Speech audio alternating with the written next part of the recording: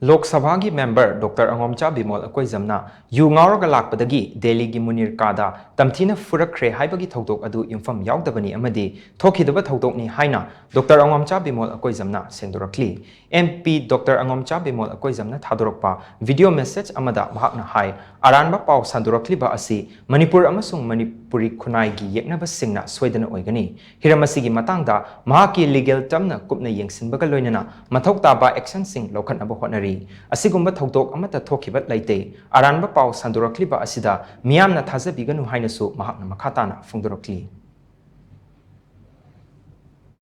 Social media sing akini oidama mangang laga taw masa aina sum khanbada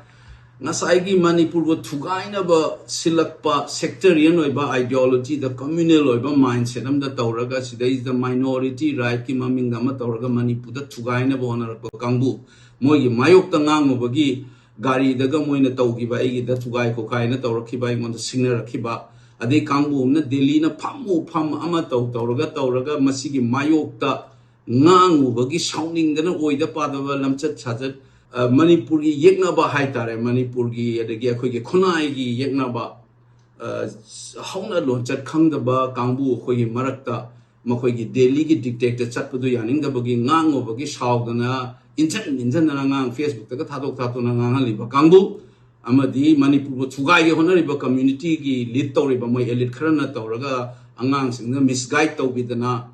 tawraiba sectarian ideology the chatpa kanguna moi skum masina dum sandok dana dum tawrakani is part of politics